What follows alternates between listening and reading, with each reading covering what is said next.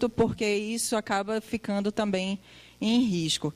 Inclusive, pouco antes do incêndio no Museu Nacional, a gente estava fazendo o seminário pela comemoração dos 200 anos de museus no Brasil. Ali está a logomarca, a gente está com a tarja preta também como uma homenagem ao Museu Nacional. Eu vou trazer um pouco do histórico desse trabalho da coleta de dados, porque essa preocupação com os dados ela é anterior à criação do IBRAM. Inclusive, foi assunto que subsidiou a criação do Instituto. Então, a gente teve a criação do Cadastro Nacional de Museus em 2006, por meio do Departamento de Museus, que era um departamento que fazia parte do Instituto do Patrimônio Histórico e Cultural Nacional, Patrimônio Histórico e Artístico Nacional. Em 2009 é criado o IBRAM, por lei, pela Lei 11.906, e com a Lei 11.904 é também promulgado o Estatuto de Museus. Em 2011, a gente produz 2 publicações que são referências até hoje no campo museal, que é o Museus em Números, usando dados da coleta que a gente fez por meio do Cadastro Nacional de Museus, e o Guia dos Museus Brasileiros, essa publicação que traz as informações de todos os museus que a gente tinha mapeados até então, com informações de localização e também de identificação no sentido com dados, na verdade, de contato, e-mail, todas essas coisas, dados também sobre cobrança de entrada e coisas do tipo. Em 2013, a gente tem o decreto 8.124. Ele regulamenta o Estatuto de Museus e aí coloca também vários outros dispositivos legais que precisavam ser igualmente regulamentados para execução, consecução de tudo aquilo que o decreto previa. Então, com isso, a gente, em 2015, adota o software livre Mapas Culturais. É um software desenvolvido pelo Ministério da Cultura em parceria com o Instituto TIM. Ele começou a ser desenvolvido ainda em 2014. Em 2015 é que passa a ser essa parceria com o MINC, o Ministério da Cultura. E aí a gente adota esse software no fim de 2015, em dezembro.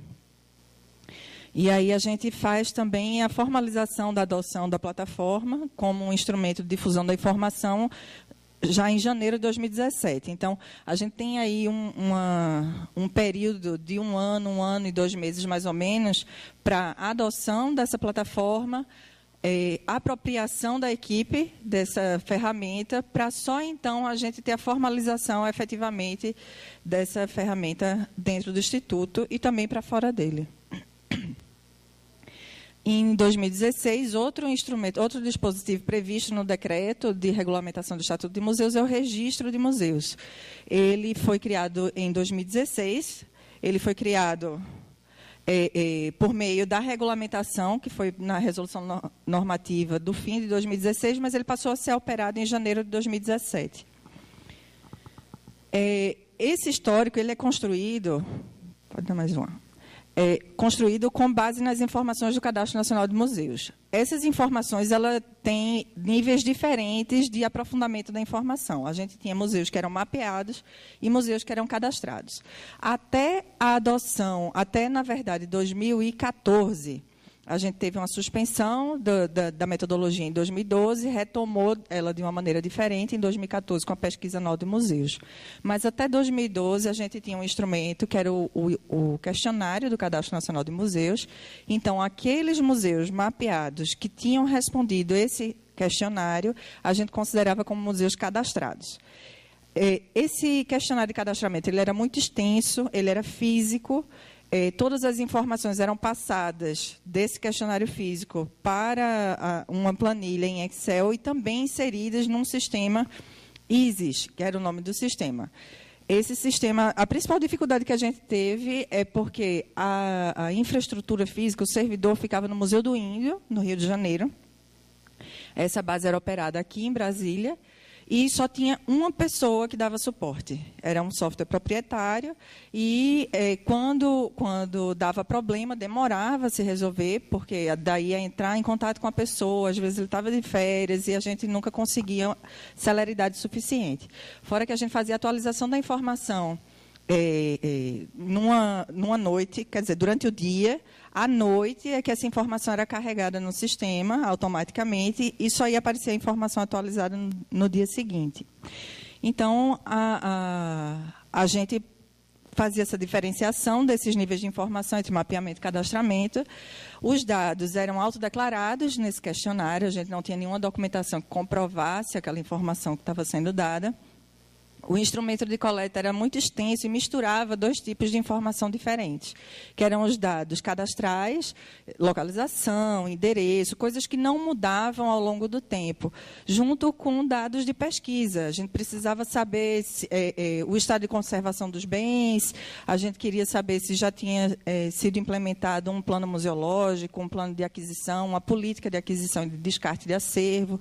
Tudo isso era necessário que fosse atualizado frequentemente. Por exemplo, o público também era outro dado solicitado nesse questionário, e aí, justamente pelo questionário não ser entendido como um instrumento de pesquisa, que precisava ser preenchido todos os anos, o museu que respondia em 2009, que foi quando a gente começou a usar o questionário propriamente dito, na verdade, a gente tem a compilação dos dados a partir de 2009, deram a informação de 2009, aí aquele que respondeu em 2013, aí dava de 2009 até 2013 e não dava mais.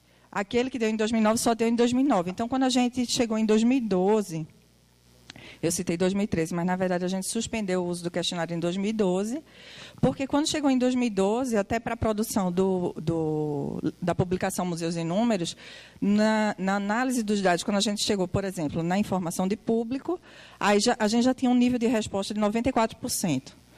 Para a informação de público. Então, a gente percebeu que a metodologia estava inadequada, que ela precisava ser revista, e a forma como isso acontecia também acarretava nessa desatualização das informações, e a produção de dados e a disponibilização de informação era muito morosa, porque quem fazia isso era a equipe que trabalhava no Cadastro Nacional de Museus. A partir da criação do IBRAM, em 2010, a gente teve uma equipe que girava em torno de 12 pessoas. Antes disso, eram 2 ou 3, indo, inclusive, a campo para auxiliar no preenchimento do questionário ou para pegar o questionário. E essas pessoas é que faziam um recorte na base de dados, alimentavam tanto a base ISIS, que era a que a gente usava, como uma planilha em Excel, e, mais tarde, a gente passou a usar também Access. Então, eram 3 bases de dados diferentes que precisavam ser atualizadas. E aí poderia haver choque de informações, a gente precisava consultar as 3 bases para responder qualquer pesquisa, então era tudo muito moroso.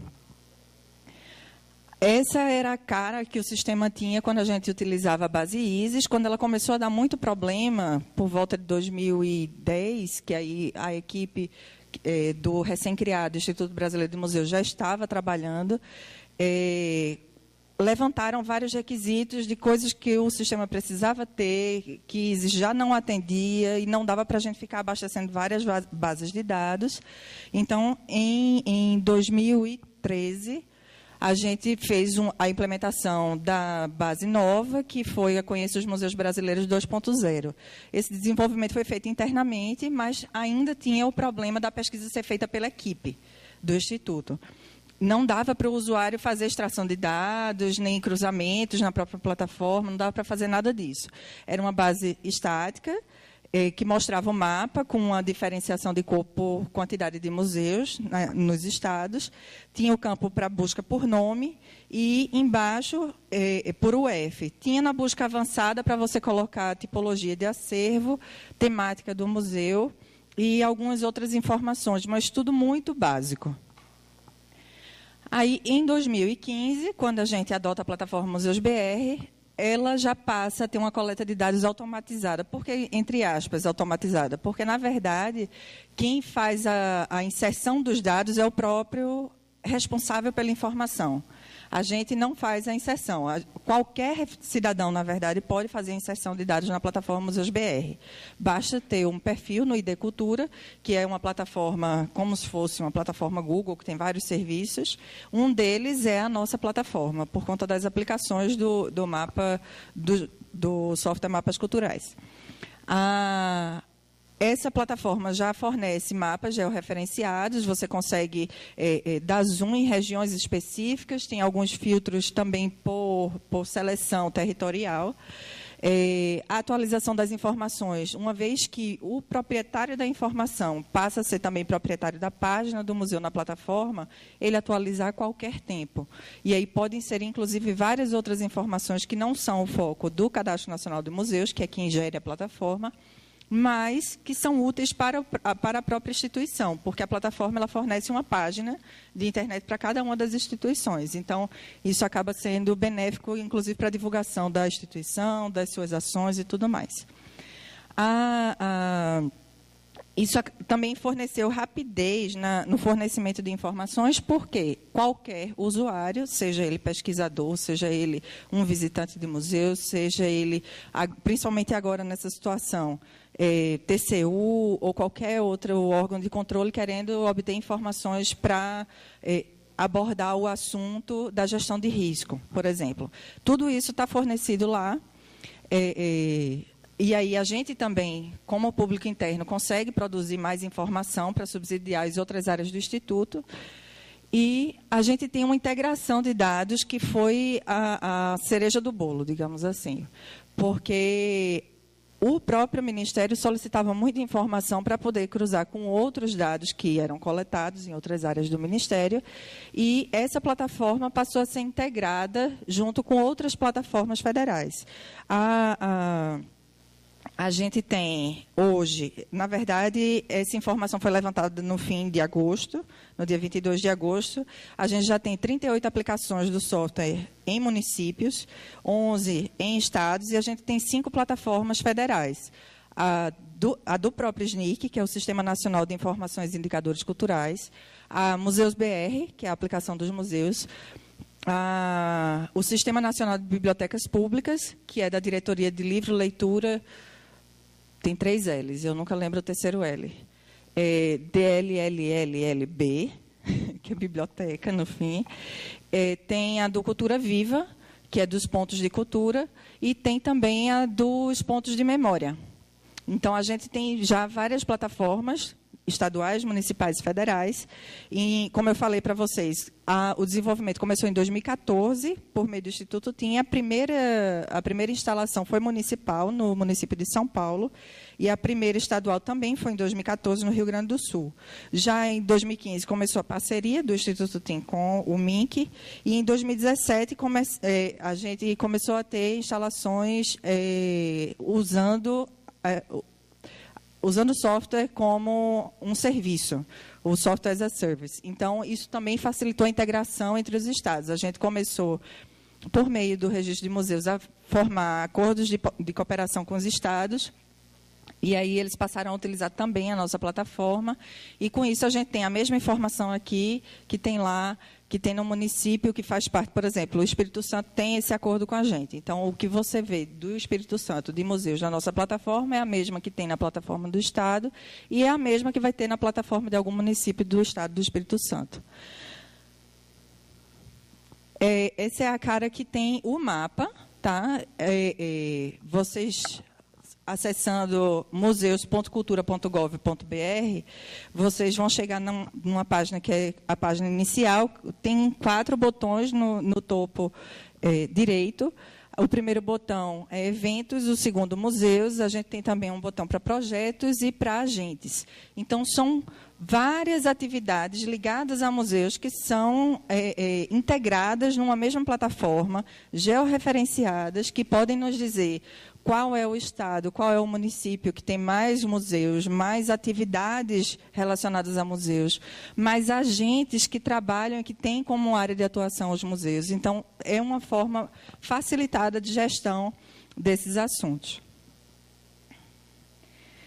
E só um detalhe em relação à plataforma, tem também comunidade no GitHub, tanto para o software, mapas culturais, como para as aplicações específicas do software. E a gente fez também, durante 2 anos, mais ou menos, fez parte de um GT, inicialmente chamado Glossário da Cultura, depois ele se tornou o GT Ontologia da Cultura, para a gente criar conceitos, colocar descrições para os conceitos básicos dessa plataforma, desse software, já que ele é utilizado por uma gama de entes, tanto relacionados ao governo, como também é usado pela população, pelos usuários e pelos agentes de cultura. Então, a gente criou definições para os termos básicos da plataforma e o GT finalizou recentemente com um vocabulário fechado, publicado. Isso facilita bastante a falarmos a mesma língua. Quando a gente fala o que é ação, vai ser a mesma coisa para o IBRAM, que vai ser a mesma coisa para o MIC, para um estado ou para um município. Isso também ajuda a fazer a gestão integrada. E aí, em 2017, a gente começa a operar o registro de museus. Ele é uma evolução, vamos chamar assim, das informações que a gente apresenta na plataforma. Como a gente viu, inicialmente eram autodeclaradas. Com a instituição da plataforma Museus BR, já que a gente não fazia mais a distinção entre cadastrado e mapeado por meio de um questionário, a gente passou a fazer isso por meio da nossa verificação. Todos os museus que passaram por algum tipo de verificação da equipe do Cadastro Nacional de Museus recebem o selo tanto do cadastro como de resultado verificado, que é um dos filtros disponíveis na plataforma. Voltei só para mostrar. Na barra rosa tem vários campos de busca. No fim da barra tem um botão para filtros e pesquisa avançada. Tem filtro por município, tem filtro por esfera administrativa, tipo de esfera administrativa e por situação de funcionamento, além desse filtro por selo. Então, a gente tem o selo do cadastro, tem o selo de resultado verificado, tem o selo de registro. Pode passar para a próxima. Então, com o registro, a gente começa a receber documentos que comprovam a informação que a gente tinha recebido. Então, a gente tem esses 3 níveis de informação. Museu mapeado, qualquer cidadão pode informar a existência de um museu, inclusive a própria equipe pode inserir lá. Essas informações passam por verificação, é feita uma caracterização para saber se é realmente um museu. Informação verificada, ele recebe o selo do cadastro, selo de resultado verificado. Esse museu, tendo interesse em fazer o registro, envia para a gente os documentos da pessoa responsável pelo museu, documento de criação do museu e um documento que comprove que essa pessoa do RG e do CPF é realmente a responsável por aquela instituição. Então, a gente tem uma segurança da informação que é fornecida para nós. E aí, esse é o 3º nível, é o nível mais elaborado da informação, mais acurado, que é o de registro, e aí o museu que é registrado recebe também o selo de registro. Todos esses selos estão lá disponíveis para serem filtrados e você obtém essa informação. A plataforma, então, permite a extração de dados, conforme os selos que você utiliza. Se você quiser extrair os dados da plataforma inteira, é só não colocar selo nenhum e clicar no botão para extrair os dados. Então, isso facilita para a gente, não precisamos mais fazer seleção de dados, cruzamento de dados para passar informação para pesquisadores ou solicitantes, e eles mesmos, na verdade, podem ter a informação atualizada em tempo real, confiável, e para fazer o cruzamento dos dados que forem necessários. Então, a criação do registro de museus, ela visa o acompanhamento da criação, fusão, incorporação, cisão e extinção de museus. Principalmente agora, em 2017, a gente começou a ter muita solicitação de quantos museus fecharam, quantos museus abriram. Porque, com isso, a gente tem um indicativo do crescimento ou do encolhimento do campo. E aí, quando a gente vê o campo encolher, muitos museus fecharam, ainda que tenham previsão de reabrirem, ou muitos museus foram extintos, a gente já começa a pensar o que é que está acontecendo para que essas instituições não tenham capacidade de se manter ativas, não estejam ainda abertas, recebendo o público. Ela também é uma forma o registro é também uma forma de adesão simplificada ao Sistema Brasileiro de Museus, que visa a articulação dessas instituições, e também o monitoramento e desenvolvimento de políticas públicas. Por meio do registro de museus, a gente não só tem a comprovação das informações, como começa a ter dados mais apurados sobre essas instituições, porque tem também o preenchimento de um questionário específico. Então, o registro de museus, dá mais um clique. O cadastro de museus, o Cadastro Nacional de Museus, eles são do nível mais alto de informação, do nível mais acurado de informação, para o nível médio, até a plataforma Museus BR. Todas essas informações, todos esses níveis estão contidos na plataforma Museus BR. Por quê? A gente entendeu a plataforma como uma metodologia unificada para a gente obter esses dados e para disponibilizar também integração com outros sistemas. Essa é uma forma de participação e controle social em relação àquilo que a gente faz, a informação que a gente fornece e aquilo que a gente faz de avaliação sobre esse campo, tem como a própria sociedade verificar se aquilo que a gente está falando é realmente verdade. Isso confere transparência e a gente, com essa metodologia e utilizando a plataforma, a gente consegue efetivar o Pacto Federativo. Então, para que seria a plataforma Museus BR? A gente tem ela para instituições gestoras, que é o próprio Ministério, o próprio Instituto Brasileiro de Museus, mas também as secretarias de cultura, tanto municipais quanto estaduais, para ajudar também na gestão desses equipamentos localmente, e outros órgãos que sejam interessados. A colega estava falando com o Marcelo da FUNAI, como retornar esses dados. Então, a gente, em geral, quando dá alguma informação para uma instituição, diz, se você encontrar algum erro, se você sentir falta de alguma informação ou achar que ela não está correspondendo àquilo que foi solicitado, por favor, nos informe, e aí a gente consegue fazer a melhoria desses dados. A gente tem também o atendimento a estados e municípios por meio dos sistemas estaduais de museus, sistemas municipais de museus, eles são ligados ao Sistema Nacional de Museus, que a gente tem também, que é o Sistema Brasileiro de Museus, e aos próprios museus. Eles também têm usado a plataforma como fonte de informação para a sua gestão. E a gente também atende a indivíduos, que são não só o cidadão, na hora que ele vai visitar um museu, ele consegue ver no território, já que é georreferenciado, ele consegue ver outras instituições que ele queira visitar, inclusive instituições que não são museus, ficam visíveis no mapa. E também para pesquisadores, a gente tem muita produção acadêmica, produção de gestão, com base nos dados que a gente fornece.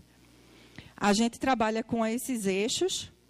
Vocês veem aí que cada um dos eixos eles tem vários pontos abaixo, porque realmente essa informação é muito útil, não só para a equipe, mas também para a instituição e para outros órgãos. Eu não vou me ater muito, só dizer que todas essas informações elas constam na plataforma Museus BR. Não especificamente cada uma delas, mas o que eu quero dizer é que nós usamos as informações da plataforma Museus BR para desenvolvimento dessas atividades todas. E aí a gente tem um panorama do setor museal atual. Eu fiz a extração hoje mesmo das informações e a gente tem um cenário em que o Sudeste aparece com a maior quantidade de museus, 1.493, e o Norte com a menor quantidade de museus.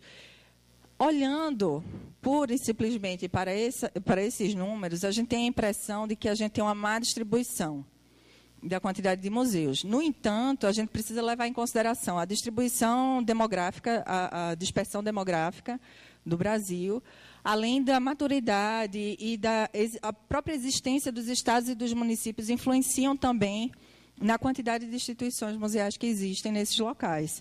Então, na verdade, esse é um retrato que reflete a nossa situação, tanto demográfica quanto econômica propriamente. E esses são dados que vêm desde 2006, tá? Então, as informações são acumuladas ao longo dos anos. Todas as nossas bases, a partir de 2009, foram disponibilizadas no Portal de Dados Abertos. Tem outras atividades que, como eu falei para vocês, também alimentam a plataforma Museus BR, que também se encontram lá no Portal de Dados Abertos. Então, no Brasil, a gente tem essa proporção, e aí a gente vê que o Sudeste, só o Sudeste, ele concentra... Dá mais um clique. Ele concentra aí 39,61% dos museus no Brasil. Então, é uma concentração maior, porém, nós temos uma maior quantidade de público, uma maior quantidade de municípios, inclusive, apesar do território ser menor, a serem atendidos por essas instituições. E aí, por esfera administrativa, todas essas análises, esses gráficos foram feitos a partir dos dados da plataforma Museus BR. Por esfera administrativa, a gente tem a maior parte dos nossos museus sendo públicos.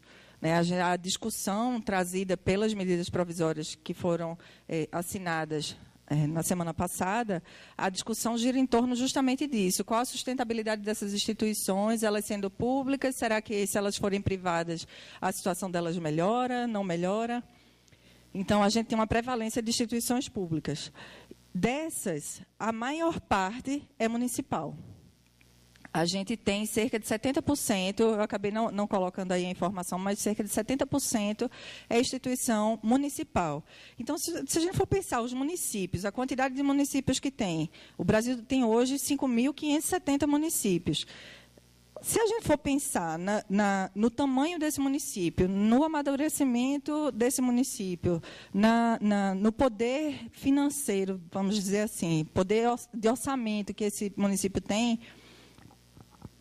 a gente pensar em torná-los privados não necessariamente vai viabilizar a sua sustentabilidade, uma vez que não é interessante, vamos dizer assim, investir em pequenas instituições lá no fim do mundo. Então, o interesse privado, muito provavelmente, vai ser em grandes instituições que atraem grande público, que atraem ainda mais investimentos. Então, o nosso medo com as medidas provisórias é que acabe desprivilegiando pequenas instituições afastadas, e a gente tem uma perda aí de memória sendo preservada também. Uma vez que essas instituições são fechadas, o que é que a gente faz com o acervo, para onde a gente leva? E, para isso, que é importante o georreferenciamento da informação, para a gente dizer onde é que esses museus estão, e aí poder atuar em cima dessa realidade. E aí a gente vê, em relação à quantidade de museus, a gente tem grandes concentrações nos grandes centros. Então, os pequenos museus, eles também estão fora do circuito, vamos dizer assim, de visitação, então acabam realmente atendendo a comunidade local. Ela deve ser mais apropriada localmente para incentivar o enriquecimento cultural daquela comunidade. Porque, se a gente for pensar na quantidade de municípios do Brasil, como eu falei para vocês, tem 5.570, somente 1.338 tem museus, o que corresponde a 24%. Mas, se a gente for pensar na dispersão da população no Brasil, ela atende aos principais centros. A gente tem uma maior concentração nas capitais, principalmente, que, em geral, são os municípios mais desenvolvidos, com maior população. E aí a gente tem um menor número em municípios que estão mais dispersos, mais distantes do centro, menos desenvolvidos, comparados com a capital. E aí, por temática, eu achei muito bom a gente ter várias representações de instituições aqui, porque a gente tem aí tipos de museus distintos. Isso não diz respeito à temática, tá? A temática é um outro tipo de classificação. Mas a gente tem museus que são virtuais, museus que...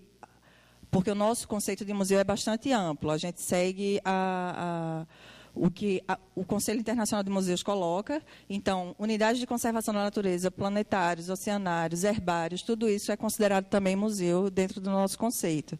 Mas a gente faz essa divisão: museus virtuais, unidades de conservação da natureza, tradicionais ou clássicos, museu de território e ecomuseu, que, por exemplo, o Museu de Favela, ele tem uma sede, mas ele é todo um circuito dentro da favela Pavão-Pavãozinho. Então, ele é um território. E também jardim zoológico, botânico, herbário, oceanário e planetário. A gente tem firmado parceria com a Associação de Jardins Botânicos, porque eles têm um cadastro próprio também. as unidades de conservação da natureza, a gente tem o SNUC, a gente também está pensando como fazer o registro. Hoje a gente não registra nem unidade de conservação da natureza, nem museus virtuais, justamente porque a gente vê similaridade com outros registros, com outros sistemas que têm informações sobre essas instituições, e a gente não quer gerar um sombreamento ou uma sobrecarga nas instituições para elas darem informação. Então, por enquanto, a gente não faz o registro dessas instituições para poder estudar como a gente vai se relacionar com esses outros órgãos. A gente tem uma prevalência de museu tradicional clássico, que é entendida por nós como algo esperado. Em relação à temática, a gente tem uma prevalência do tema história, porque tem museus que são museus de história da arte. Então, eles é que têm que julgar se eles são um museu que se considera da temática história ou da temática artes, arquitetura e linguística, porque as categorias temáticas elas são muito abrangentes, e elas são de seleção única na plataforma. Então, não cabe à equipe dizer o que é aquele museu. Ele sabe qual é a identificação, porque isso interfere também nas atividades que ele faz de preservação, de comunicação e de pesquisa naquele acervo. Então, ele sabe dizer se ele é de história, se ele é de arte, porque isso interfere também na prioridade que ele dá a esses assuntos dentro da instituição. Então, a gente tem aí produção de bens e serviços, meios de comunicação e transporte, história, educação, esporte e lazer, defesa e segurança pública, ciências exatas da terra, biológicas e da saúde, artes, arquitetura e linguística, antropologia e arqueologia. Esses dados foram muito utilizados nessas 2 últimas semanas, justamente porque o Museu Nacional tinha um acervo de arqueologia, de história, de biologia, muito rico, e de antropologia, e isso tem sido usado para analisar a situação das outras instituições que têm o mesmo perfil, como é que estão. E aí a gente tem o dado por ano. A gente tem um boom, vamos dizer assim, de criação de museus de 2001 a 2010, que coincide justamente com o período temporal de criação do IBRAM. Então, a gente percebe que pode ter havido uma influência. Não podemos afirmar categoricamente, porque não foi feito nenhum estudo direcionado para relacionar as duas situações. Mas há um indicativo de que a criação do IBRAM tem estimulado a criação de mais museus. E aí a gente tem uma queda aí de 2011 a 2018, que pode indicar também essa estagnação na criação das instituições. Há uma saturação, vamos dizer assim. E por situação de funcionamento, por último, a gente tem aí a maior parte aberta, mas a gente tem um quantitativo de museus fechados. Muitos estão fechados por obras, tem uma previsão de abertura, mas outros se encontram fechados, inclusive, sem previsão de abertura, por conta de risco, seja aos visitantes, seja à própria equipe ou ao acervo. É importante dizer, todos esses slides que trazem informações em gráficos, eles têm um quantitativo de não informação. No caso da situação de funcionamento, a gente só tem 91 instituições que não têm informação sobre a situação de funcionamento. Já em relação à temática, a gente tem 2.358 museus que não informaram a temática. Então, o nosso trabalho não é só fornecer essas informações, prezar pela qualidade dessas informações, procurar ser o mais específico e o mais preciso possível nessas informações, mas também estimular os próprios museus a utilizarem, já que isso a gente não tem sistemas de informação sem pessoas, né? A gente não tem bancos de dados sem alguém para fornecer esses dados. Então, a gente sempre pensa, o nosso pensamento lá na equipe, inclusive eu comecei dizendo que a gente tinha 12 pessoas, atualmente somos 4, contando comigo, e a gente continua fazendo esse trabalho justamente porque conseguimos, por meio da tecnologia, como foi falado aqui durante o debate, por meio da tecnologia, desenvolvimento de sistemas, a gente tem conseguido remir o nosso trabalho, vamos chamar assim. A gente tem conseguido diminuir a atuação da equipe e tem dado mais liberdade, mais autonomia para cidadão, usuário utilizar. Então, o nosso foco é no usuário, seja o usuário museu, seja o usuário cidadão. E o próprio governo, usando essa informação para a sua gestão. Então, ficam aí os contatos e muito obrigada pela oportunidade de trazer essas informações.